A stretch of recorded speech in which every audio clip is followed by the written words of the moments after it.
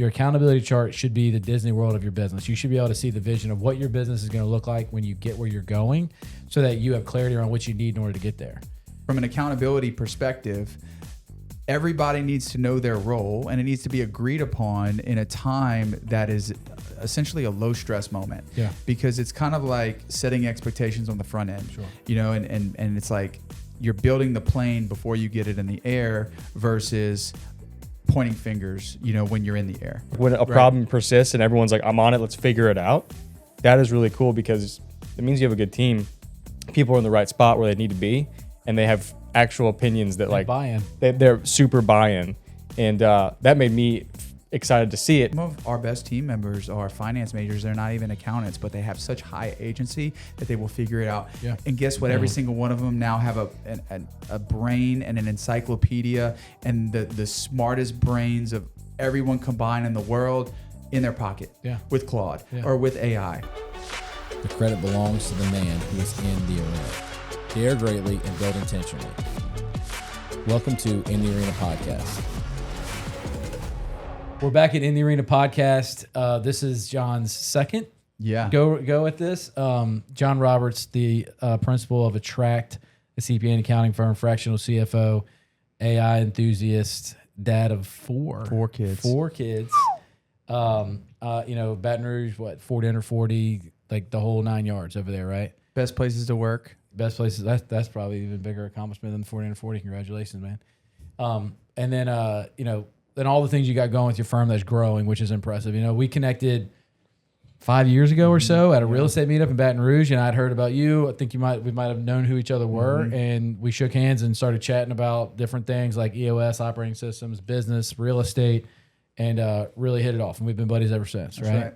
I'm really excited because hopefully my kids and your kids get to spend more time together in the near future. I don't know if you've announced that or anything, so we'll keep that on the DL, but. Kids same age, and so I'm really excited about this conversation. Most importantly, because you're growing a business and you're doing it well, running into all the same struggles and issues and sacrifices that any business owner has to make. So are we. And so it's fun to be able to talk with people who are in that same zone and mode. So I'm excited to have you on, buddy. Awesome, guys. Thank you for having me. Man, I feel like I'm in some podcast royalty here. Attract employs the services of Lettuce Media. We love those guys and obviously love you guys here at Arena. I think I've used more than once the phrase that like we're like the arena for accounting, even though you guys came after us. And I was having this conversation with the girl downstairs that like before Arena, when it was an idea, when it was in ideation mode, I knew something was brewing, and then like the next day you announced it, but you didn't tell me the day before when we were at lunch, so I won't hold that against you. We had a good. I was insinuating hard. I think it was very definitely was something that I wasn't really trying to hold back, but I'm glad that we've gotten to connect from a business standpoint and then personally since then because it's been fun. I mean, I think they always talk about you're the sum of the five people you spend time with, right? We don't spend a ton of time together, but I do like, people that are in the same areas of life that I'm in. It's fun to connect with people and talk about all the things. We just spent 30 minutes before we got on here just chatting about all the stuff that... We burned through all the good stuff offline. Yeah. Well, today, this part of the campaign that we've had going on this year related to the foundational tools for growing your business is we're talking about accountability charts and how you can scale through intentional and direct expectations for your employees, how you bring clarity around what the role is, how you can show opportunity within your team based on goals and future thinking for your business and your accountability chart. And so accountability chart is a tool that EOS uses, but any other foundational operating system will teach you that you have to have some sort of a organizational chart that shows what your business is going to look like when you get where you're going to be, right? And so one of my old business coaches told me that your accountability chart should be the Disney World of your business. You should be able to see the vision of what your business is going to look like when you get where you're going so that you have clarity around what you need in order to get there. And so, we have an accountability chart. Everybody can see it. It's very transparent, and we use it in a whole bunch of different ways. And so we'll kind of get into that. But what is your experience with accountability charts and the clarity that it brings with your organization? It is, I think, the most important piece of it all, right? And it's something that is a living, breathing document. in EOS, they say like, look, this is what it needs to be like for the next 6 to 12 months. And then of course you've got the big blown out version of what it might look like in the 3-year picture or 10-year target or whatever it is. But from an accountability perspective, everybody needs to know their role, and it needs to be agreed upon in a time that is essentially a low stress moment. Yeah. Because it's kind of like setting expectations on the front end. Sure. And it's like you're building the plane before you get it in the air versus pointing fingers, when you're in the air. Or figuring out as you're going when things are maybe going fast. That's right. And you make these decisions in this low energy, like deeply meditative state. Like when we go for our offsite meetings, I mean, everyone's locked in. Nobody's on their phone. Nobody's on their computer. We're offsite. So like we're not getting interrupted by people coming in. Hey, I really need this thing done. And like when you really start to get into that flow state, which is kind of a Dominic Luke plug there, you can really think about the problems that you're going to encounter before you encounter them, and then build the chart to address that. So like for us, even 4 or 5 years in, one of the things that had come up was like our internal books, right? So we are at times like the barber with the bad haircut. Like, we close our clients a week, 2 weeks, 3 weeks, whatever, the first week coming off of a month-end close. And, we don't really look at our stuff until like the 3rd or 4th week. And sometimes it's not done. And so, I asked the question the other day in our team meeting, like, guys, who is responsible for this? And the 2 people that I thought were responsible looked at each other. Yeah. And that is a big problem. Yeah. Right. And so what happens is over time, the things that used to take a small amount of time or weren't that heavy of a lift either become heavier because that piece grows, or become an afterthought because everything else grows except it. Yeah. And then it becomes a battle of like just fighting the hottest fire every day. And so then it prompted us to have the discussion to say, should we outsource our books? We're an accounting firm, but like, so what? Law firms outsource their legal work, and so, and it's so important too in the hiring process, because if I can show someone who asks, hey, what is this role? What is really this role? Oh, I could tell you exactly what this role is. Here is the open seat, and this is where you are probably going to sit, and this is who's going to report to you, and these are the 5 bullets, and LMA is one of them, lead, manage, and hold accountability. And they love the clarity. Yeah, 100%. And it becomes something that really sets us apart, right? Like they might, we pay our people great, I think, but they might even take a pay cut if they have clarity and they know what the goal is. Yeah. And so it's just become an amazing internal tool that we then turn around and use as a recruiting tool. Yeah. And if you're a business owner and you're trying to think like, what are these guys talking about? Accountability chart, organizational charts. It's literally a grid on a piece of paper, right? You've got the CEO, COO, and then you got all the department heads of your organization in boxes. And then under each one of them are all the different people and roles that are required, all the different roles that are required to perform the function of your business, right? You got the operations and sales and finance. Those are what people mostly see within an organization, but they can split off into a whole bunch of other different areas too. And once you've built out that chart, you can look at it and, like you said, right, in each one of those seats, you write, like, this is the job responsibilities for this person, this is the job responsibility of this person. And when you bring on somebody on your team, it's like, this is the seat you're going to fit in. And it's good for clarity, right? We talk a lot about how communication isn't key, comprehension is key, right? You can communicate all day long, but if they don't comprehend what you're saying, then there's not clarity around what they're supposed to be doing every day, or who they report to, or who reports to them. If they don't have that clarity and comprehend that, then they're going to show up on day one and think they're doing one thing and you're expecting something else. Or things in passing, like if you're overloaded, or like, hey, I'll take care of that one. Yeah. I'll take care of that project. Well, guess what?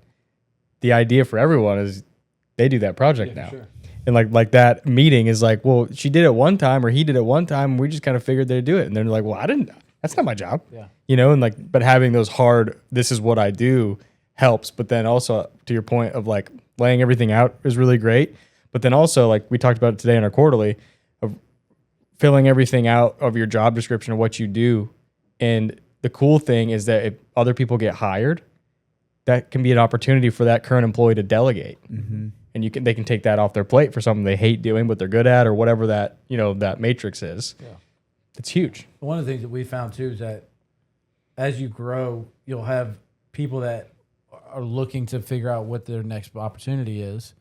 And if you don't have a good organizational chart or a clear organizational chart, they don't necessarily know where's the upward path, right? Like, what is the next move for me? Where, and we've actually, you know, our operation organizational chart has actually given us the opportunity to bring somebody in who wanted to sit and do a different role and told them like, hey, these are the different seats that we have within our organization, but this is where we're trying to go. And this is what our organization will look like in a year or 2 years from now if we start accomplishing things. So while you sit in this seat now as your first opportunity, you might get the opportunity to move into a whole different seat later on if that seat comes up. Because we're going to offer it to somebody internally first. And knowing what your goals are and what you want for yourself gives us the opportunity to put you there.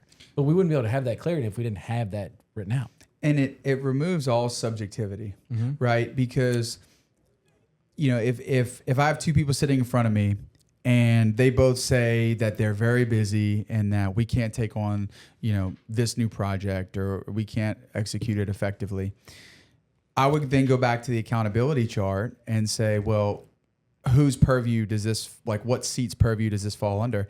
And they can't be mad at me because I judged one way or the other. I was just judging off of a document that we all agreed to. Yeah. It's like the Bible. Yeah. You know what I mean? Like there's no lack of clarity in the Bible. Yeah. And all we're doing is taking something that was written, you know, and agreed to, and now, you know, we're just judging ourselves against that. Sure. So it makes it easier for me to lead as well because I already wrote the answer.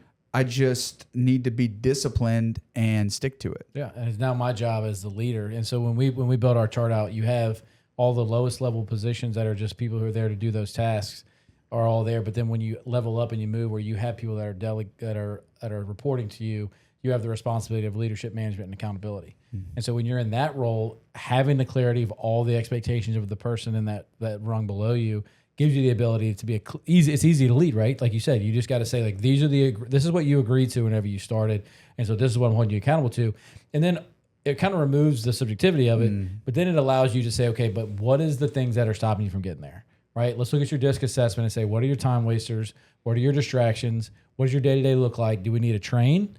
Do we need more leadership and conversations? Like, how do we get you to where you're able to perform these metrics according to what we expect?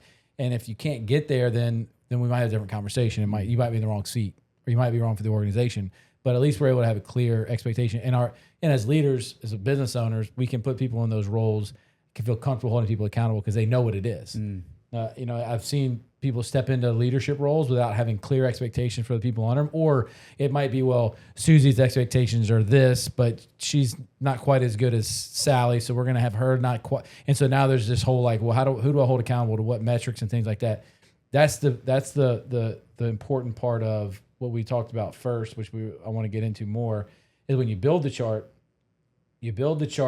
based on what you need to get where you're going, not based on the team that you have. Yep. So it's great whenever a business owner starts on day one where they build their chart out based on what they know that they need before they have anybody hired.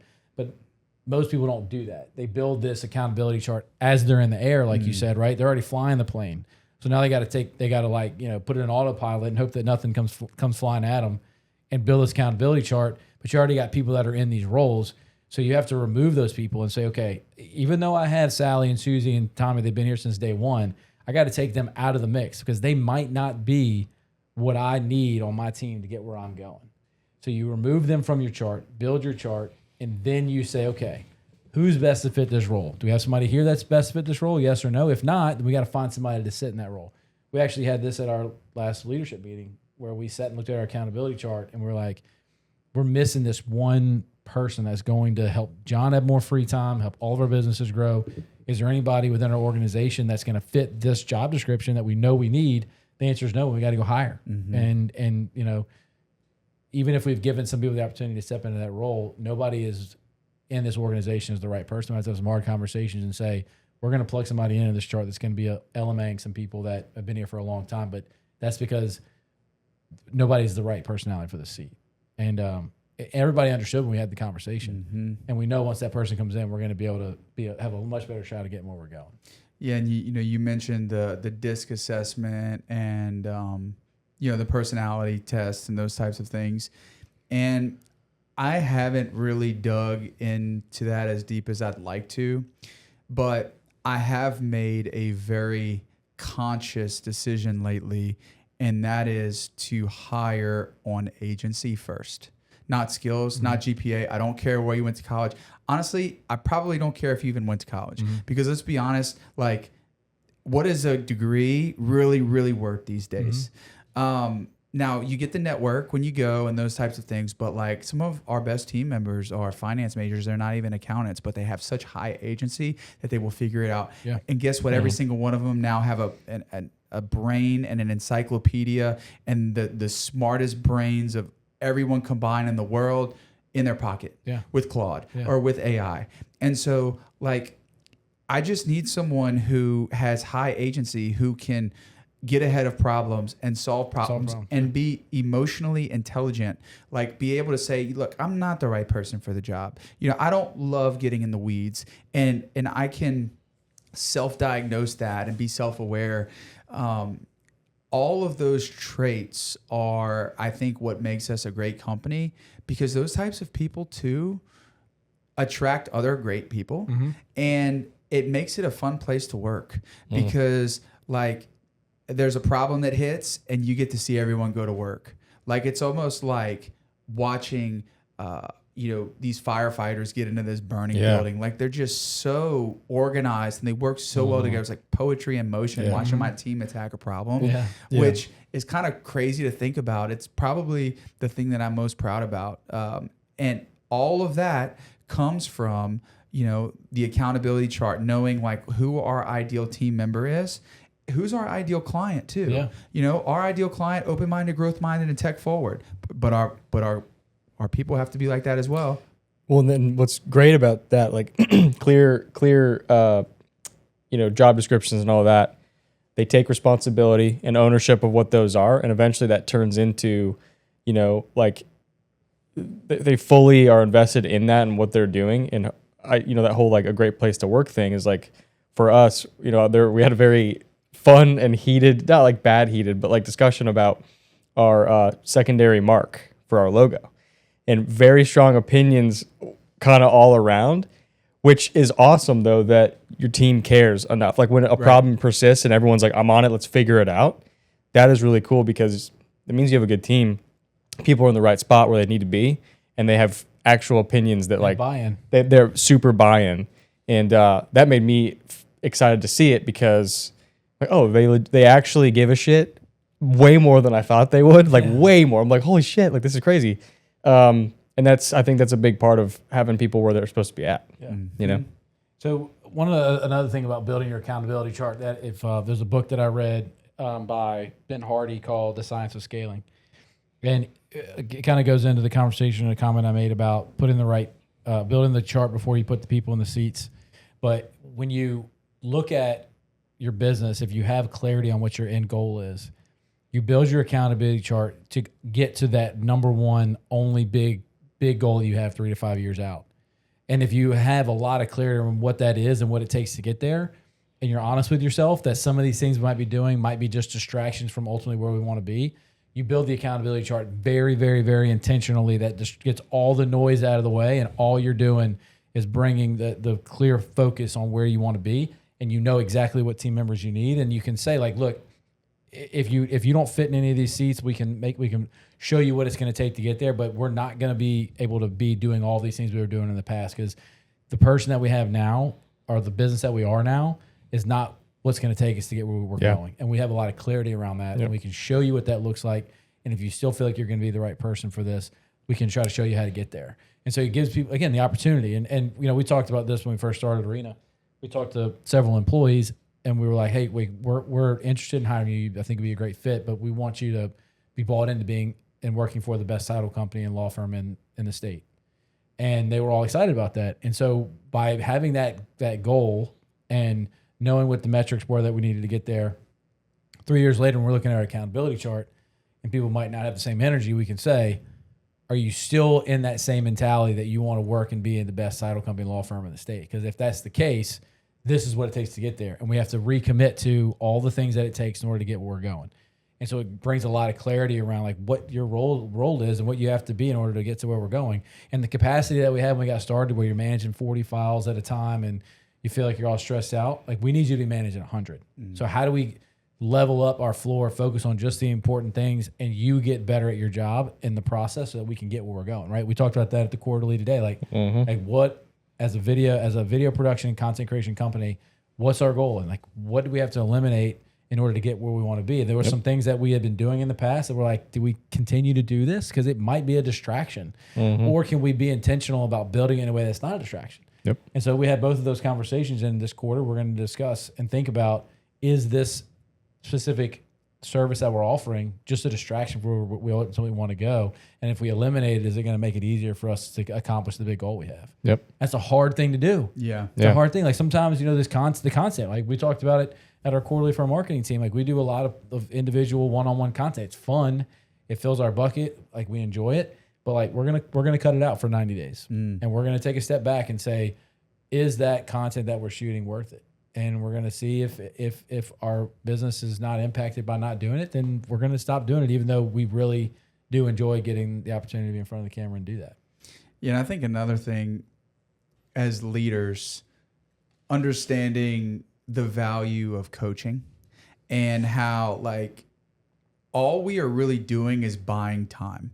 If I pay a coach $25,000 a year, I just bought probably 5 years worth of trial and error. And for guys who are trying to build that accountability chart and they're like, I don't know where to start, or I don't know what, my 5 bullet points for each seat should be, pay a coach, right? Like looking at how much I probably spent over $200,000 on coaching over the last, 4 years or so, which, is a nice salary for people. Yeah, easily. And that's not counting probably the travel and the time lost of when I wasn't, servicing my clients.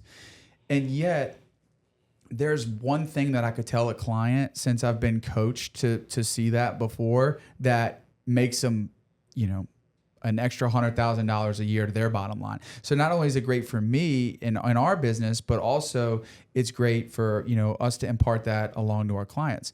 And so I think when you're talking about building scorecards and accountability charts and, putting your vision together and those types of things, success leaves clues.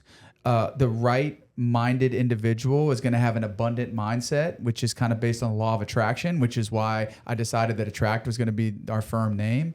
And for those who have an abundant mindset, they want to help up-and-coming businesses, my clients, your company, my company.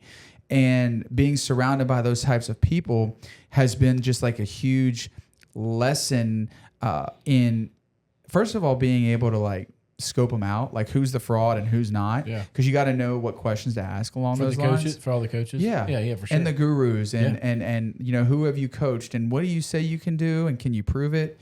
That's always been a big thing for me too, is like when I listen to a coach, I want someone who's actually done it before. Yeah. Don't tell me what you saw on a Hormozy podcast, because I can watch Hormozy's podcast. Yeah, but I watch more than you have. And the thing is with Hormozy and these leaders in general, and us as leaders, the best leaders can simplify. And that's all we're doing with an accountability chart. All we're doing with the scorecard. And it's so hard. It's difficult to simplify things. But if you could really be intentional about that and have coaches and have these band of mentors that you could lean on, these tools are going to be a lot easier to create. Yeah. So I'll talk. I have 3 questions I want to ask before we get off. So how do you identify, and you told me how you identify a good coach, but do you actually go through the motions of trying and testing that coach out before you make a decision on them? And are you quick to let somebody go? And how are you vetting that? Because accountability, I think, for like somebody that's in a business owner's seat, either comes from your partners a lot of times, but that third party accountability, I think, has made a huge impact on my life. I've had several coaches that's the whole purpose of their role with me, was just to say, this is what I'm going to do. And they hold me accountable to making sure that I'm not, or give me the honest feedback that I'm not doing something different than what I say that I'm doing or think I'm doing. I think it starts with intentionality on the front end. These are my goals with this coaching relationship. If I can develop this habit or get to this part of my business or be at peace with X, Y, or Z, then we've completed the goal, right? Like I don't want to maintain a coach just because you become friends with them.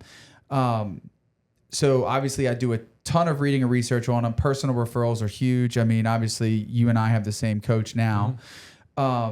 And then when I look at people who put masterminds together, I'll generally join the mastermind first and see what other type of people join that mastermind. Yeah. Because a lot of times you can learn more from them even than you can from the person who's putting on the mastermind. And then what I end up doing is if there's something missing, like if I don't have an answer to something, then I'll ask the leader of the mastermind to be my personal coach. Like one guy I pay $800 an hour just to coach me. And it's just a Zoom call, every other Friday. And his firm, he's a little bit older than me. His firm's 3 times the size. Now he started in 2017 or so. So he started 5 years before me. But I want somebody who's done it before. Yeah. Yeah. One of the things that I've learned about coaches is that, and I think some people do this too. Like I might find some value in meeting with somebody and other people are like, why are you meeting with that person? Or they'll look and see this person's flaws as opposed to not having clarity around what you're trying to get out of that relationship. But your coach has to have that clarity too. Like what value do they bring? Don't try to overstep and do more than what your gift is.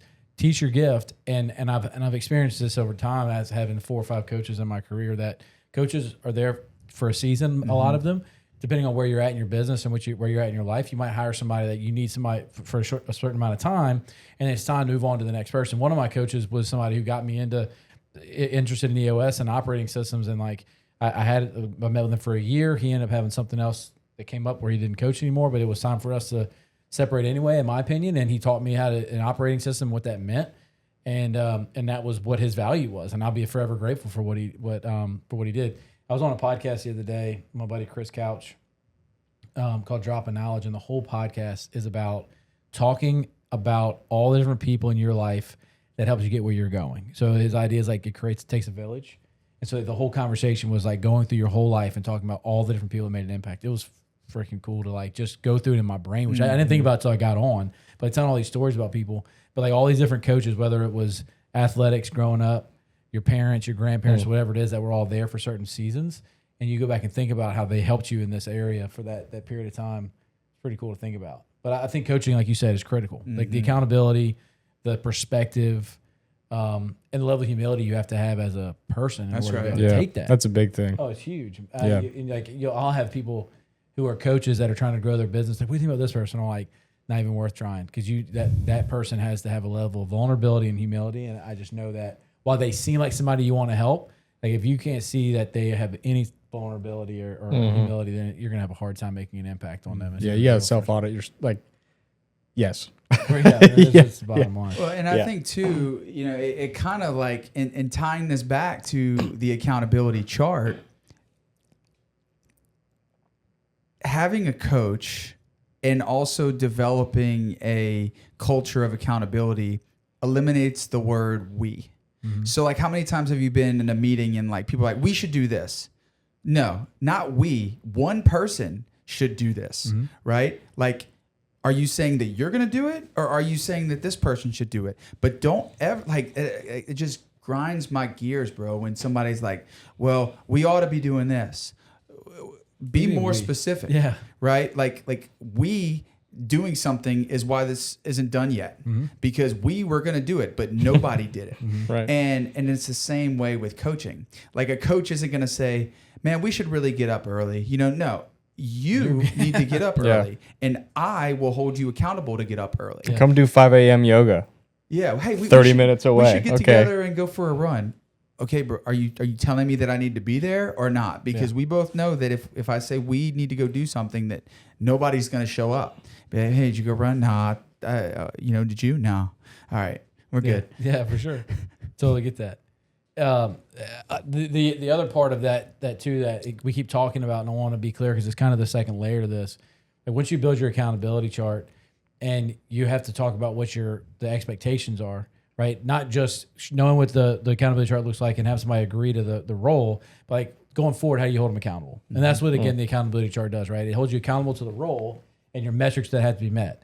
And, just to be completely honest, like one of the things that we struggle with is that when we have red metrics, to go back and figure out why those metrics aren't green and what we can do to fix those things. We kind of will write those things off and just say, well, they've been red 3 or 4 or 5 weeks in a row. That's just where we're at in our business, instead of stopping and assessing that. And so kind of to paint a picture for somebody who hasn't done this before, is that you have your accountability chart and you have people who are responsible for certain tasks. And then the next part of that is the weekly accountability to making sure that you're doing and performing at the level you need to be doing by knowing what the number one most important metric for you is in the seat that you're in. Right. And so for example, our file management attorneys who manage our real estate transactions, the only metric is that 100% of the time they have to close on the contracted scheduled time for the closings. 100%, not an exception, right? If we don't do 100% of the time, we're going to look at every single instance and see what the issue was and make sure it wasn't on us that caused the delay in the closing. And so their only responsibility is to make sure that we close on time. And so we have numbers and metrics that we build around making sure that the task is done, and we have processes to avoid us causing a delay. But that person in that seat knows that's their sole responsibility. Now, whenever you move up the accountability chart into a seat where you have LMA, now you have your own files, right? And I would like to hear how you run this, right? Instead of saying you're moving into management and you don't have any responsibility for doing the job anymore, we tell our staff, like, you're now asking and raising your hand for more opportunity and more responsibility. You're going to have the same responsibilities you had before, and you have to make sure that everybody else that is reporting to you also is meeting their metrics and has the training and the capacity and that they're not spending time doing something they shouldn't be, and making sure that they have all the tools they need. And that part of it, most people say, I want to be a leader, but when you get to that seat, knowing you have to be a leader and continue to do what you've been doing kind of blows people's minds. I could not agree more. I mean, I think about accountability chart and I think about the tools of EOS or whatever operating system that you use. And I was thinking about this last night, and I thought about the phrase, like, don't hate the player, hate the game. Mm-hmm. Like, you cannot be mad at me as a leader for holding you accountable to something that you agreed that you would do. And so for the leader in this seat, okay, LMA is one of the items. You need to lead, manage, and hold accountability for everyone below you.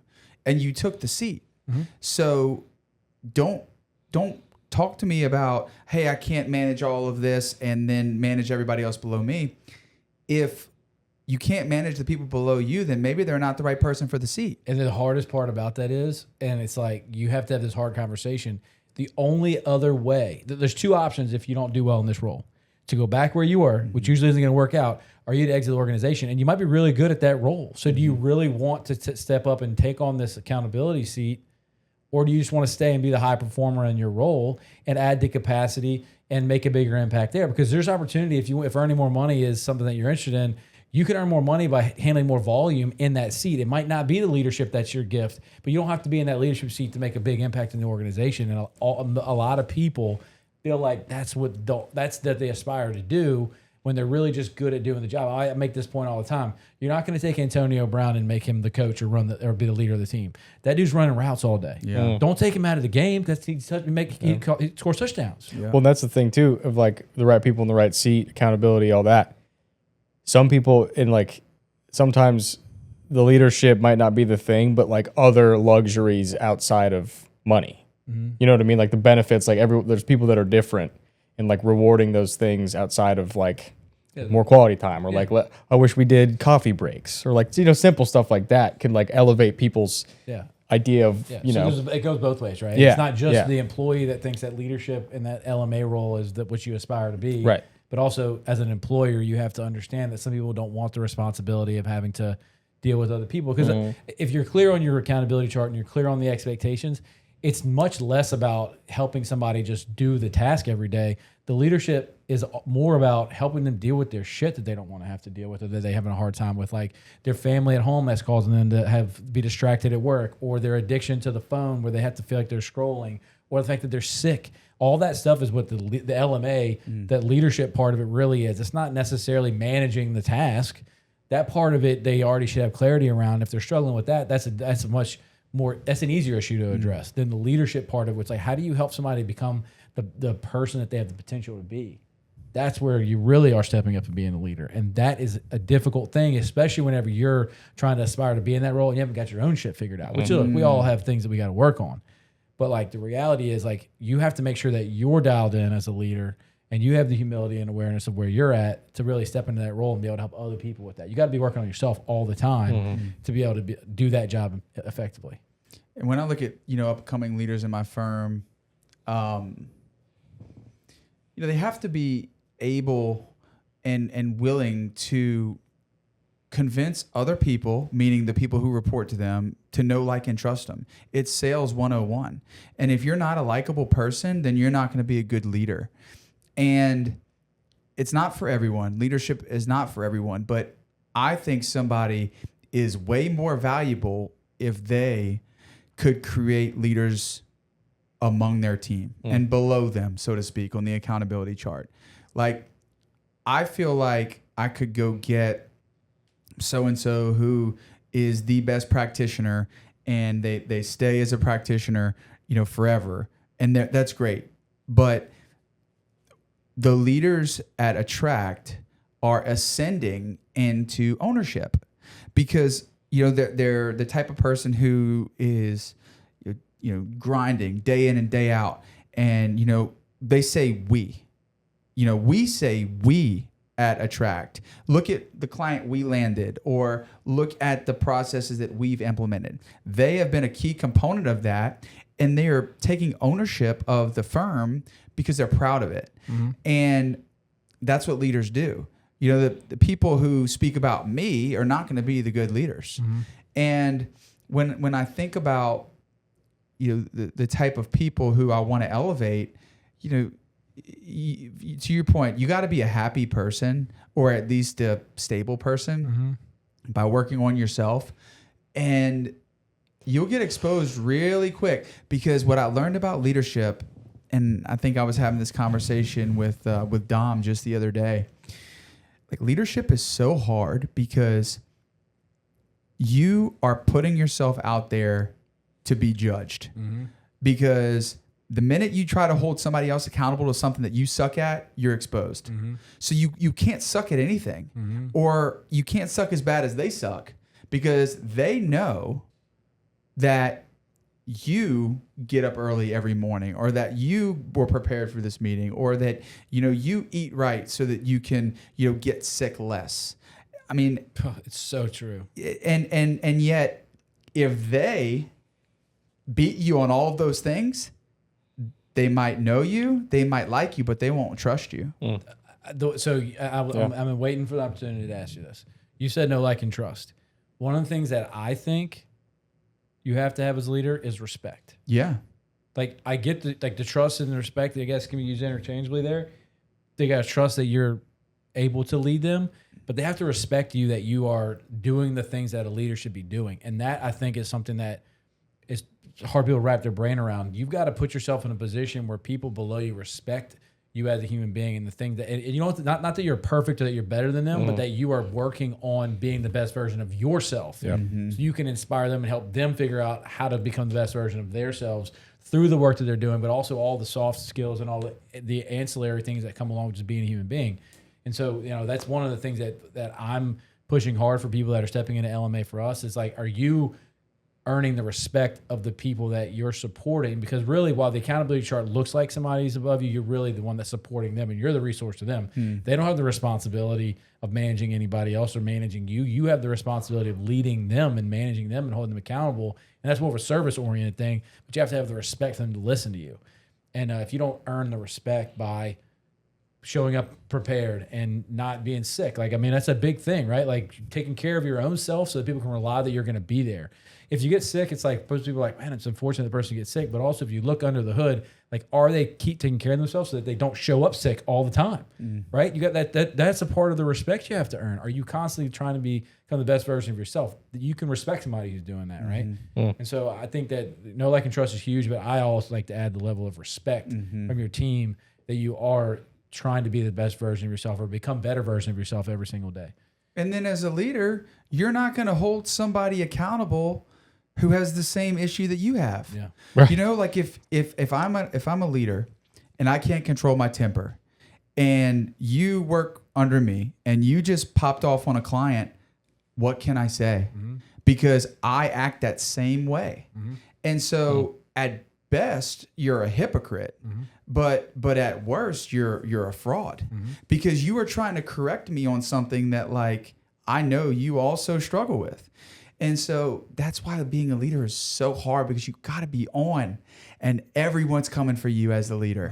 You know, society wants to see you fail and fall. And man, it's I get why so many leaders fall though. It's because of the stress, and the stress ain't for everyone.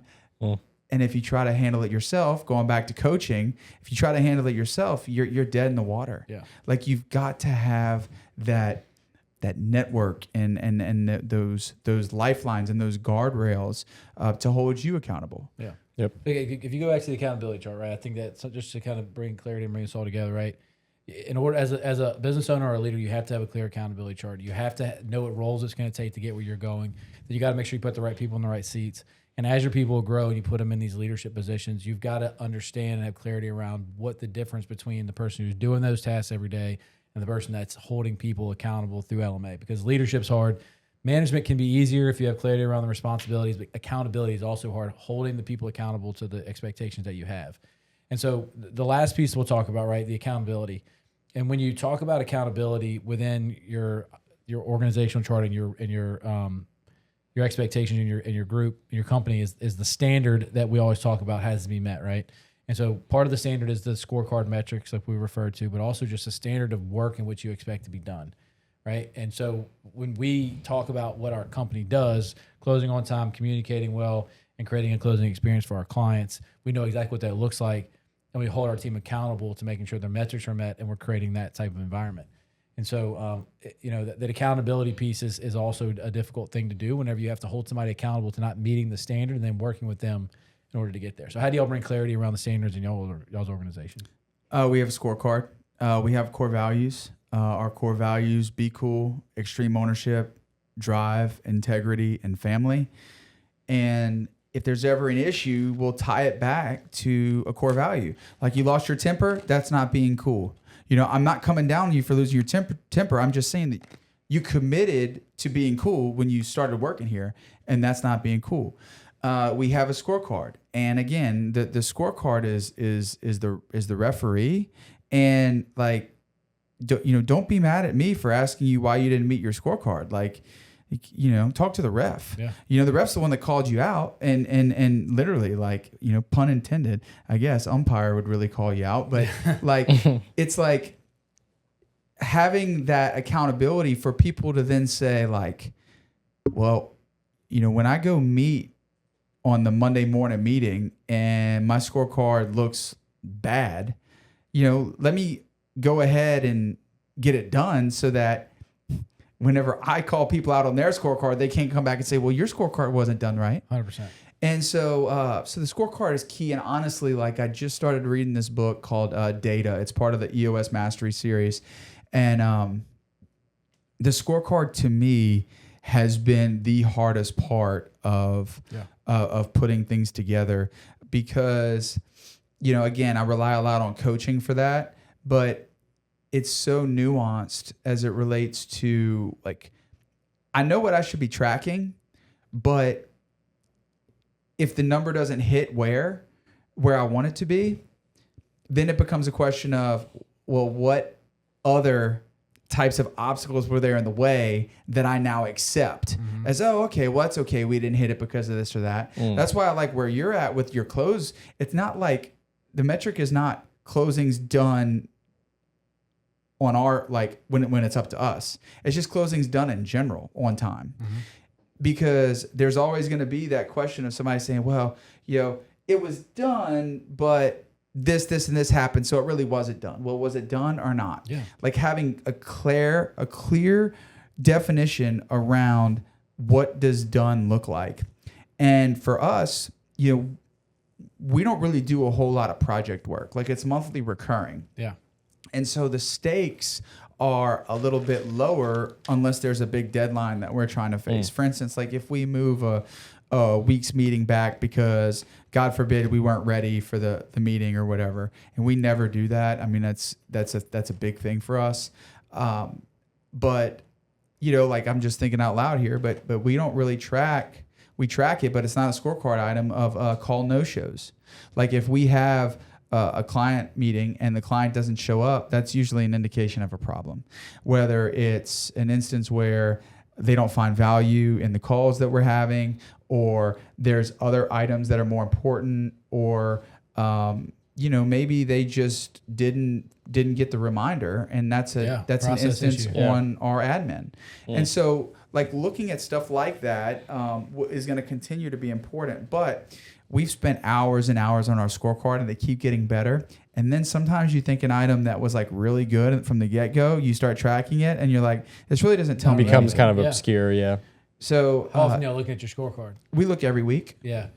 I mean, like, no, to change it and take. At least quarterly. Yeah, every quarter we're reassessing our scorecard at our meeting to make sure that it's a reflection of what our company needs to grow, and that it's the most important thing for that seat. We check that often too, and it changes all the time. I mean, your numbers are going to change. The habits you have now are not the habits you need to get where you're going. So you always have to be thinking about change.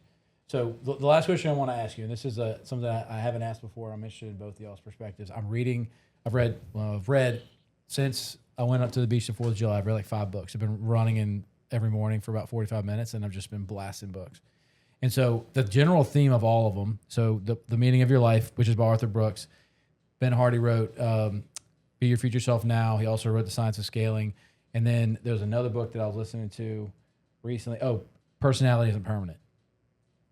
It kind of debunks the whole idea of the DISC assessment. I've never even comprehended or thought about psychologists who think that personalities tests are just a moneymaker and they're not really reality, which is kind of interesting. Yeah. But they said that most of the time that people think of themselves as a reflection of their past, meaning that some things you can't change, you are going to be who you are, and that you're probably going to be some sort of a reflection of who you were in the past.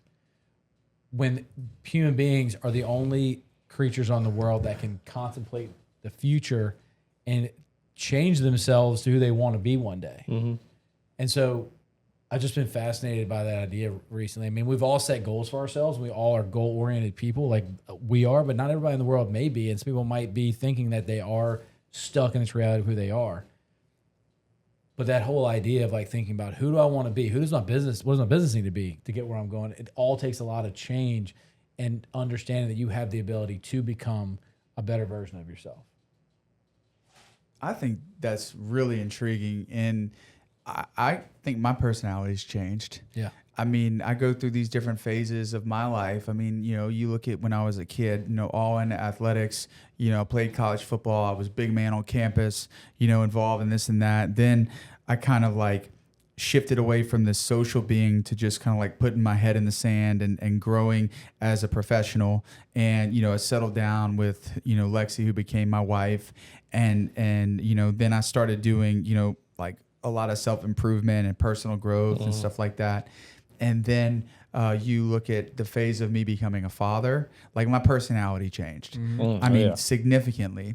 And then through that though, okay, I'm trying to scale a business. I'm a hard driver, like get out of my way. Like I'm going to win at all costs.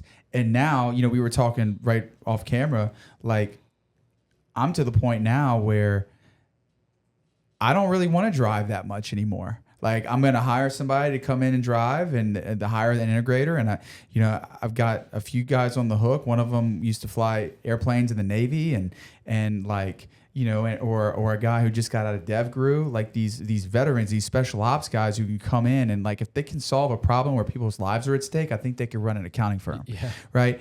And yet like, I don't need the big house anymore. God willing, it'll come because I've got a big family. But my personality is 100% changed. And you know how I know that it's changed? Because my friends changed. Yeah. Because my friends who from college, they don't talk to me anymore. Yep. My friends who I was friends with before I started having kids can't relate. Yep.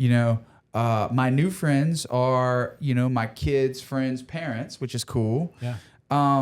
And I don't listen to people the same way that I used to. Like, you know, nobody's ever really hated on me who was in a position that I wanted to trade places with. For sure. Yeah. And not to say that like people really hate on me, but I'm just saying like in general, like you shouldn't be doing this or you should be doing more of that. Or you'd be better at this or whatever. Yeah. And not listen to people. And I think it's okay for your personality to change because we grow as individuals. You know, I know that I've grown emotionally. Like, man, it was some kids movie the other day. Oh, it gets me every time in Kanto when the dad goes back to get killed by the guys on the horses so that his wife and their 3 kids could live. Like, I could watch that movie 100 times. I'm going to cry every single time. And that just shows me that, like, I'm a different person than I was before. For sure. Yeah. And what a great movie. It just it opens you up to you have to be open-minded. You have to be humble. You have to not worry about what people care, what people say about you. Yeah. And so something that Arthur Brooks talks a lot about in his podcast called Office Hours is that there's something about sacrifice and suffering that people try to avoid because they think that it's avoidable or that it's not there's no good that comes from it. But like he talks in the podcast in one of his episodes about how like life is all about suffering, like and going through different things that teach you and redirect you in life to get into where you're going to be. I guess that's what life is about: suffering forward and picking your heart. And you're going to suffer one way or the other. It's like things are not going to be perfect all the time. Yeah. There's going to be hard things. Turn that into always, progression. Sure. You know. And most of the time, if you think about things that we've all gone through in our lives that made us a better person, there was a lot of suffering that was what took you to get you there. Mm-hmm. Yeah. And it's like, pick your pain. You want the pain of discipline or the pain of regret. Yeah. It's really easy to go and get torn up on a Friday night and be hungover all day Saturday and not play with your kids, and then Sunday you've got to run a bunch of errands, and then Monday you're back to work. Like, was it really worth it? It was fun at the moment, but I guarantee, I know for me, if that happened to me, I'd look back on Monday, I'd be like, dang, I regret going that hard on Friday. Yeah. It wasn't worth it. I think, suffering, I've never really thought about it in a positive connotation, but I do think that it could be positive because, like, you suffer when you're in the gym, and you're building muscle or you're burning fat or whatever it is that you do. And you really just become your best self through suffering. And you learn lessons that could then help other people avoid their future suffering, which I think to me is really like the purpose of life. And, you were gifted with the ability to withstand that suffering. And you could be a lesson and you could be a light for other people through that and give them confidence, right? And to give them the motivation to know that, in some respects, look, I have it hard, but that guy's got it really hard. And if that dude who doesn't have any legs can show up to the gym every day, then you bet your ass I'm going to be there because I'm doing him a disservice by making an excuse for myself when that dude doesn't have any legs and he is at the gym and I'm not. Yeah. Yeah. It's something that I wish I knew earlier. And I know that people in my life, like my dad and other people who did sacrifice and suffered and were very disciplined, and I recognize it now. So you can't rush it, but like it's something that you want your kids to learn so early. It's just like you got to go through the constant discipline and suffering in order for you to get where you're going. And something else that Arthur Brooks talks about, it's just related to suffering, is being bored. Like also going through the motions of being bored, because once you let yourself become bored by putting down your phone and not always having something to do and just being still and being quiet is where you really have the most clarity on what needs to be done next. So like 30 minutes in the sauna, buddy. Take that suffering then take the quiet time to contemplate what you learned from that suffering and what you have the ability to do and what you want to be and who your future self is, so you can start taking the steps to get there. anyway, I read that the other day. I wanted to pick y'all's brain on it, so that was fun. So you're the man. Thanks for coming. Thank you guys for having me, man. Yeah. Always good. It was fun. Thank you, buddy.